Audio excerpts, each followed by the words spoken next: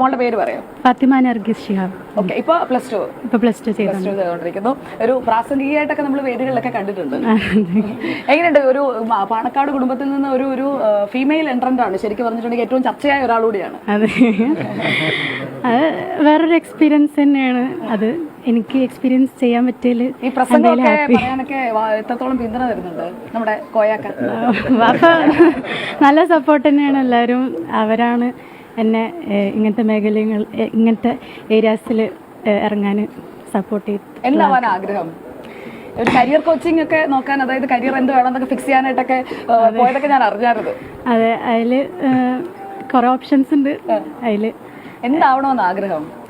ഞാൻ ബിസിനസ് ഫീൽഡാണ് ഇപ്പോൾ എടുത്തത്, കോമേഴ്സ് ഫീൽഡാണ് ഇപ്പോൾ എടുത്തിട്ടുള്ളത്.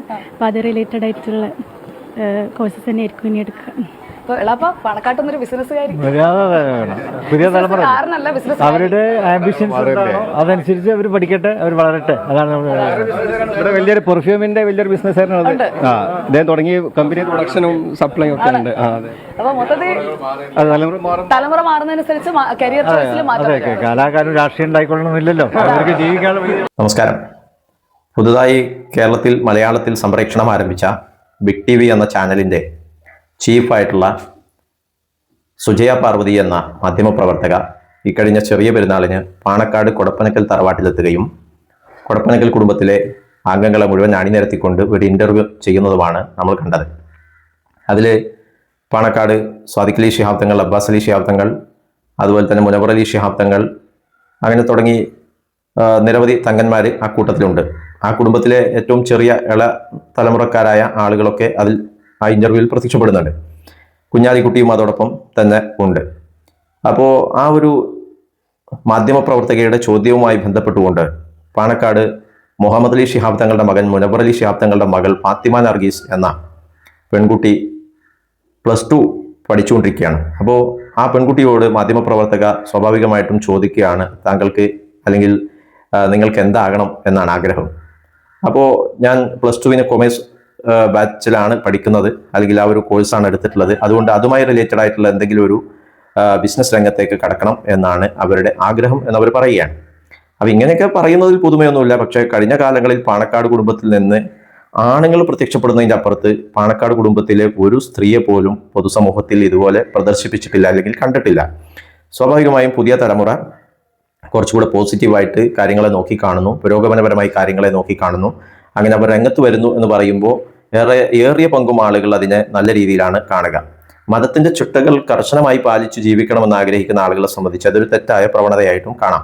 പക്ഷെ ഇവിടെ ശ്രദ്ധിക്കപ്പെടേണ്ട ഒരു കാര്യം, പാണക്കാട് മുനവർ അലി ശിഹാബ് തങ്ങൾ തന്നെ മറ്റൊരു ചെറിയ തങ്ങളെ ചൂണ്ടിക്കാണിച്ചുകൊണ്ട് പറയുന്നുണ്ട്, അദ്ദേഹം പെർഫ്യൂം ബിസിനസ് രംഗത്തേക്ക് ഇറങ്ങിയിട്ടുണ്ട്, അതിൻ്റെ പ്രൊഡക്ഷൻ യൂണിറ്റും അതിൻ്റെ വിപണനവും ഒക്കെ ആരംഭിച്ചിട്ടുണ്ട്. അങ്ങനെ പാണക്കാട് കുടുംബം ഇങ്ങനെ ബിസിനസ് രംഗത്തേക്ക് ഇറങ്ങിക്കൊണ്ടിരിക്കുകയാണ് എന്നുള്ളതാണ്.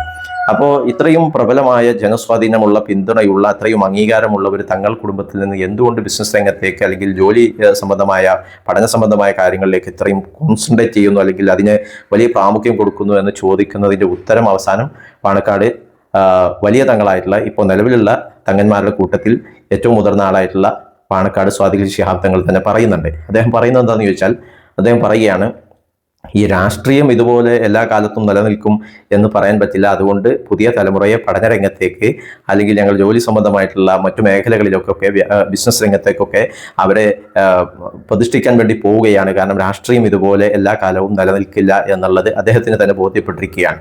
അപ്പോൾ മുസ്ലിം ലീഗിൻ്റെ ഒരു സമ്പൂർണ്ണമായ നാശം അദ്ദേഹം തന്നെ കാണുന്നുണ്ട്. രാഷ്ട്രീയം എവിടെ അവസാനിക്കുമെന്ന് പറഞ്ഞാൽ, രാഷ്ട്രീയം മനുഷ്യനുള്ള കാലത്തോളം അവൻ്റെതായ രാഷ്ട്രീയം ഉയർത്താൻ ഇവിടെ സാഹചര്യം ഉണ്ടാവും, സന്ദർഭം ഉണ്ടാവും. പക്ഷെ സാമുദായിക രാഷ്ട്രീയത്തിൻ്റെ പതനം, അല്ലെങ്കിൽ അതിൻ്റെ നിലനിൽപ്പ് ചോദ്യം ചെയ്യപ്പെടുന്ന ഘട്ടത്തിലേക്ക് കാര്യങ്ങൾ പോകുന്നുണ്ട് എന്ന് പാണക്കാട് സ്വാദിഖ് അലി ശിഹാബ് തങ്ങൾ പറയുന്നതാണ് നമ്മൾ കേട്ടിട്ടുള്ളത്.